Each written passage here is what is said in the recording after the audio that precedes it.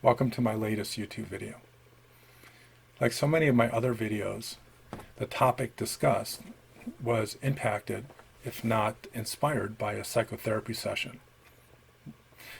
And I've had a few lately in which we've talked about gaslighting and the addictive elements of the gaslighting process. But before I begin, let me give you a little bit of context and background of my background with addictions. So I've been in the field for about 32 years, and I've been an addictions, substance abuse specialist for about 30 of them. I give assessments and et cetera, et cetera. I have, a license, a certification, et cetera, et cetera. So I've been doing this stuff for a while, and I've gotten to the point in my career where I can easily spot when someone has an active addiction problem. Now, a lot of times it requires an assessment, but more often than not for me, because I have a very strong intuitive sense about addictions, I can usually discern an addiction very quickly. And the primary diagnostic feature of an addiction versus an abuse problem, say alcohol, for example, if you drink a lot and you're, for reasons for which you're self-medicating, you're trying to escape something, you're anxious, depressed, fearful, you're using a drug in order to help you escape what you think is a problem. And when you use that drug to an excess, there are problems. So we call that alcohol abuse, and that's a serious problem that requires professional help. There is a point in the use of an addictive drug, whether it is whether it's alcohol, nicotine, cocaine, or for that matter, an addictive process or behavior, such as sex, gambling, spending, and some might say eating. There comes a point when you are using these drugs, or a drug of choice, to self-medicate, to escape, to numb, to distract, to disassociate. And all of a sudden, there is a switch. And this is actually understood through neurobiology and the study of the brain. And there's a place in the brain in which something changes and gets rewired. And all of a sudden, the brain requires a certain level of dopamine and other chemicals and hormones and neurotransmitters to make it feel normal. And when it doesn't get that dopamine fix, it sends out signals to the rest of the brain, especially the thinking part of the brain. We call our prefrontal cortex or cerebral cortex, the part of our brain that we identify as being us, being human. It's where our ego lies. And it says, you want more of this drug, and it gives you withdrawal symptoms. It gives you thoughts, obsessive thoughts, compulsive thoughts. And the lower part of the brain needs that dopamine, that extra stimulation, that neurochemical cocktail. And it can only get that by convincing the thinking part of you that you need it. And what happens is we feel uncomfortable. Some of us get sick, some of us get nervous, and we call that withdrawal symptoms, and that goes away once we ingest or partake in the addictive substance or process. And that is the addiction. If it's a serious addiction, the withdrawals are more painful, and if you should try to stop, they will hurt you, beat you down, and seemingly destroy you, but until you can clean yourself from that drug. Now let's talk about gaslighting. In this recent session, I came to understand that gaslighting has addictive elements.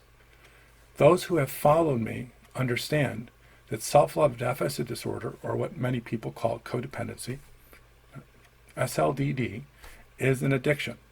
I have several videos, whether they're the full-length seminar videos that are available at selfloverecovery.com, the ones that I use to where I give lectures and I teach others, or the ones that are available for free, the shorter excerpts on YouTube, they've heard me talk extensively about how SLDD is an addiction and that it is seemingly impossible to stop. And I've talked about its number one withdrawal symptom, which is pathological loneliness. But this video is not about that. It's about how gaslighting has addictive elements. And I'm going to go out on the ledge here and say gaslighting for some SLDs, people with self-love deficit disorder, or I call self-love deficient, is addictive. How do I know this? Well, let me explain.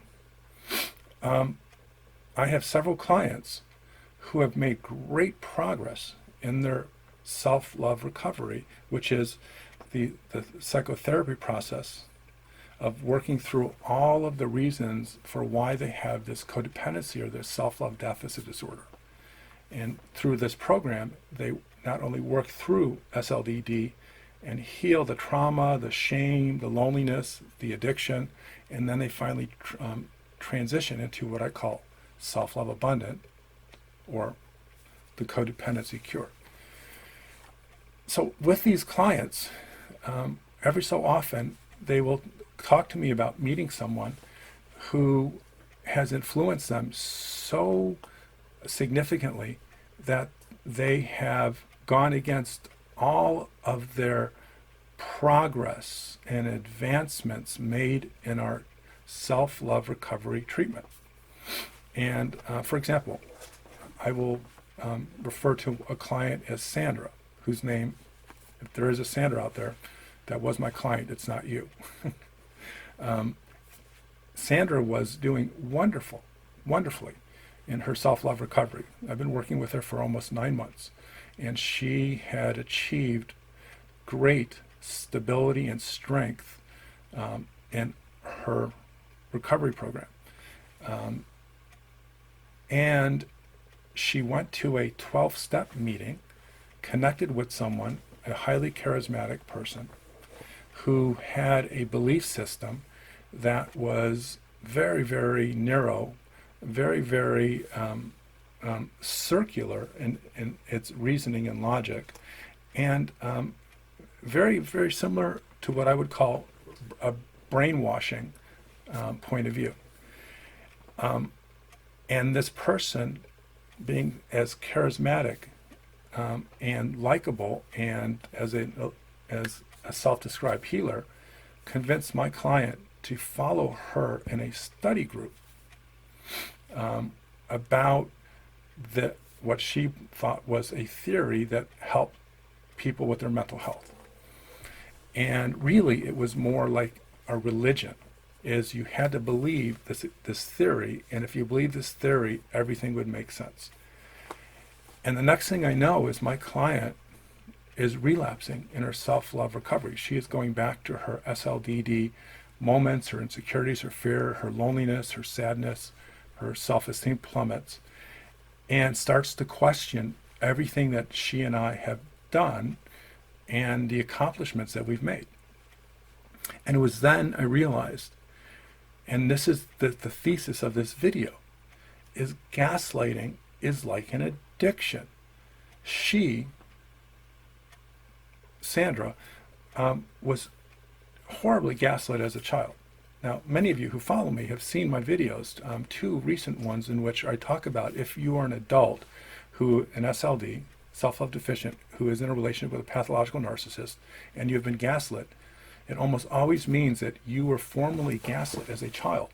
And it was your childhood gaslighting victim experience that prepared you, that prepped you, that made you vulnerable for an adult gaslighter.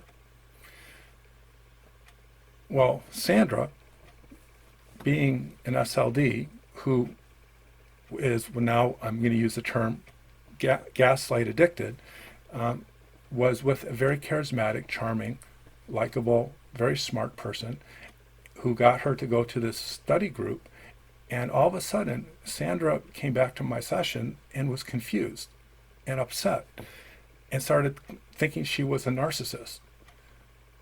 And as I dug deep and started asking questions, I found out that Sandra fell victim again to another gaslighter. And that is when I realized that she had relapsed in what I'm going to call gaslighting addiction, is that she had always been susceptible to gaslighting, as going back to her childhood, and that because it's an addiction, which means you always have it. That's why recovering alcoholics say, I am recovering. It means I haven't drank for 10 years. And if I have one drink, I know I will lose my sobriety and be an active alcoholic again. And that is why they call themselves recovering, because it's a lifelong challenge. Well, Sandra, being a recovering gaslight addict or recovering SLD, has always been susceptible to gaslighting, which is why I know it's going to get a little bit confusing because I'm talking about self-love deficit disorder addiction and now I'm talking about gaslight addiction. Really, they're all the same. And by the end of this video, I'm going to suggest, which I'll do now, is we're really not talking about gaslighting addiction. We're talking about another element of self-love deficit disorder addiction. But I'll get there. So Sandra falls prey to this charismatic, very smart person, but now she's wondering about all of the things that she learned with me if they apply, and she's trying to discern if she is a narcissist.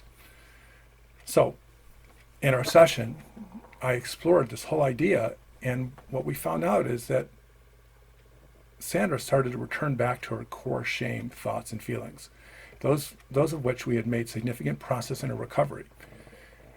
And it appeared to me, and I said it very clearly and directly to Sandra, I said, this person is gaslighting you. You have to end this relationship. She is asking you to believe in a doctrine, a system of belief, information, a theory, and which requires you to discount, ignore, or no longer believe in other belief systems that had been good for you. But Sandra, by this time, was, just like the alcoholic. She had her one drink, and she was really connected to this new person. And through our discussion, through our therapy sessions, she started to understand that the process that drew her into the relationship with this charismatic, seemingly narcissistic person, gaslighting person, was an inculcation or the implantation of ideas about herself that was not consistent with what she knew, but she accepted because of that person's intellect, intelligence, and charisma. And once I was able to help Sandra parallel the process of what was going on in the here and now, in this new gaslighting or this gaslighting relapse, and help her understand how it paralleled her gaslighting experience in her marriage with her, well, she's divorced, but in her former marriage, and other relationships with gaslighters, marriage to a gaslighter, other relationships with gaslighters, and all the way back into her childhood when she was gaslit mercilessly during her most vulnerable attachment years. She was able to understand that this person who she held at such high esteem had actually started to manipulate her and required her to not only accept all of these ideas, these rules, these thoughts, these judgments about herself, but also required her to discount or dismiss what other people who were trying to help her believed and tried to teach her. So the good news of this story is Sandra, because of her wonderful progress in our psychotherapy, was able to understand that she once again fell victim to another pathological narcissist who was a covert narcissist. For all I know, maybe had antisocial personality disorder or a sociopath, and was going to have to confront this person and the relationship. But because this is an addiction, the gaslighting addiction, she immediately became anxious and nervous because she felt small and weak and defenseless in the proposition of confronting this person and saying, I don't want to be connected with you anymore. I don't want to go to the study group or the support group, and I don't want you to reach out to me or continue what I thought was a friendship. And the fact that Sandra was terrified and scared to do this was yet one of many symptoms of not only being gaslit, but this whole gaslighting addiction. And Sandra will do that, and I believe she will do it well. And if she doesn't, of course, in psychotherapy, we'll explore the reasons, and just like any other gaslighting. But it's going to be a difficult process to extricate yourself from the person that has commandeered your thought process, commandeered your rational thinking, commandeered your self-esteem, manipulated against you. It's tough, but Sandra will do it because she has made such great progress in her psychotherapy. It just will be difficult. But that's why I'm doing this video. If we look at gaslighting like an addiction, we can understand that you can be in a bad spot. I mean, I haven't smoked cigarettes for 14 years. And when my mom got cancer, I made a decision that it was time for me to quit. And up to that point, I believed I smoked for 25 years. And having an addictions background, I knew that I can never, ever have another cigarette, not just one puff. Gaslighting, with its addictive qualities, Sandra allowed a pathological narcissist into her life who started explaining what was right and what was wrong about her thoughts, gave her an ideology, a system of thinking that initially contrasted everything that she believed in. And she was fed this a little bit at a time, but just enough to finally get herself reconnected to another narcissist. And that is when the addiction, whether it's the SLDD addiction or this gaslighting addiction, unveiled or unfolded its pathological force. And now, with me with one cigarette, next thing you know, I'm buying another pack of cigarettes and I'm smoking away. And that's how it is, by the way. Before I quit 14 years ago, I would stop every so often and maybe not smoke for like 6 months. I'd have one cigarette, it turned into 3 cigarettes, and then in 4 days later, I'd be up to like a pack a day. Gaslighting should be looked at like it is an addiction. SLDs, or codependents, who have this self-love deficit disorder addiction, they know that it is seemingly impossible to quit it, and there will be withdrawal symptoms. But once they get to that point of what I call self-love abundance, or sobriety if we use addiction terminology, they still carry the vulnerability of relapsing. They still carry the vulnerability of being manipulated by a narcissist. And like any other addict, they can't have any of that drug, a puff, a drink, a sexual liaison with a narcissist.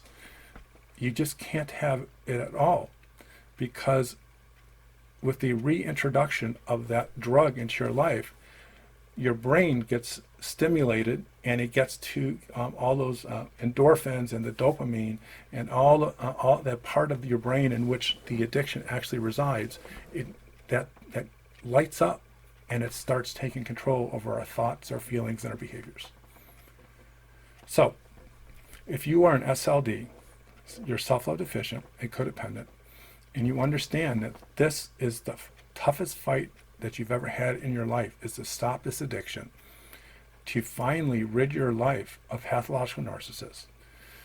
And hopefully you've been following my work and you're aware of my 10-stage self-love recovery program, which, by the way, information is abundant and available on my Self-Love Recovery Institute website, where I sell seminar videos explaining this all in detail. And some of it is in my book, The Human Magnet Syndrome, The Codependent Narcissist Trap.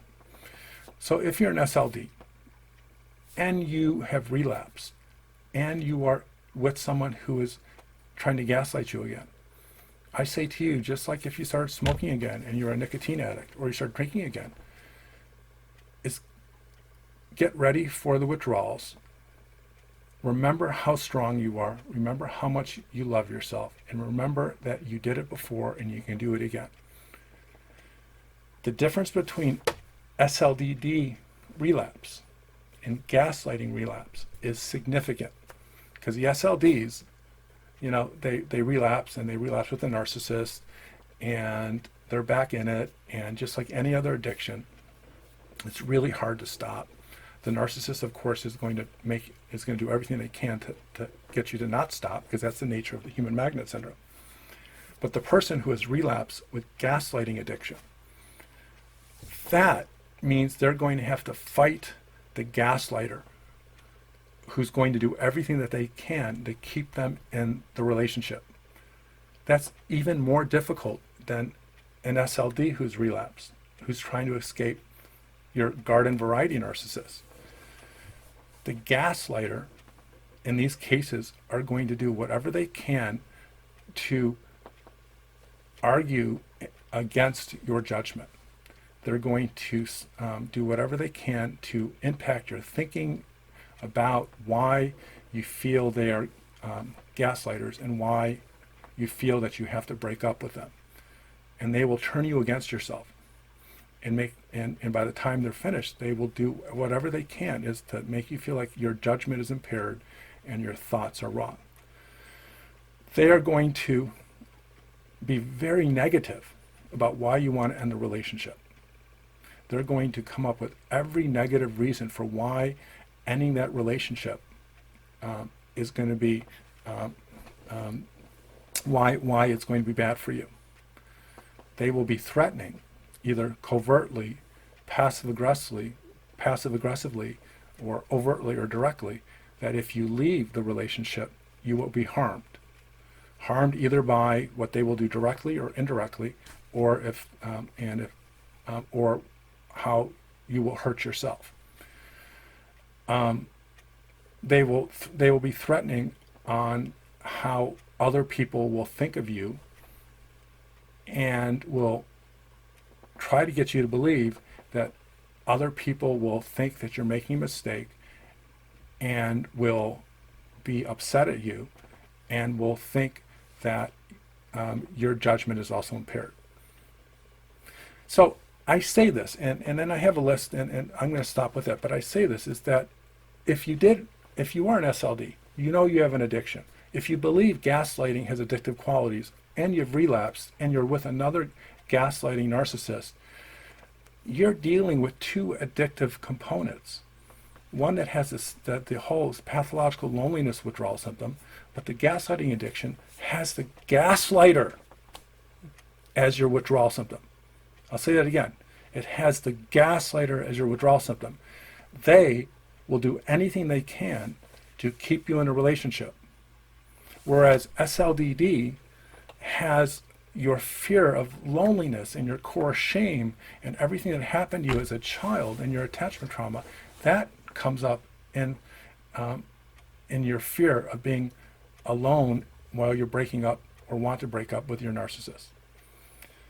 So together, the withdrawals are a formidable force that tries to keep you stuck and frozen in a relationship with a narcissist.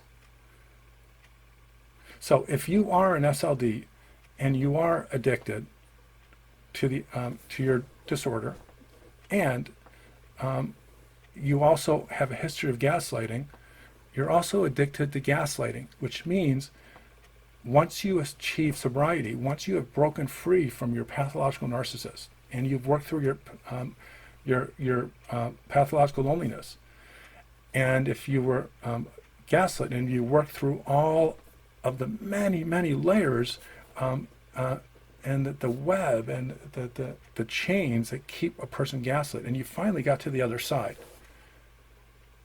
and you've had what I would call sobriety for a while, and you've relapsed, go back to therapy. Because once you start re-involving yourself with your addiction, you're going to go back deep, sometimes as deep as you were before you stopped. sometimes worse. And it's an interesting phenomenon, and it happens a lot with addicts, especially heroin addicts or cocaine addicts and alcoholics too, is that the shame of relapse makes you lose hope and puts you even deeper into the addiction than when you were before you stopped the time before. So with that, I hope that this information was helpful. I hope you now understand why self-love deficit disorder is an addiction. Of course, this video wasn't really about that, but how gaslighting also has addictive qualities and components, and that you can guard yourself if you are sober and you have vanquished or conquered or rid yourself of pathological narcissists and gaslighting individuals, and you should relapse.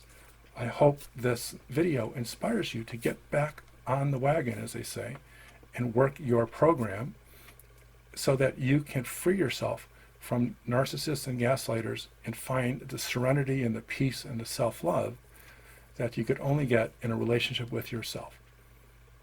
So, thank you for taking the time to listen to my video, and I hope you are well and you stay well. Bye-bye.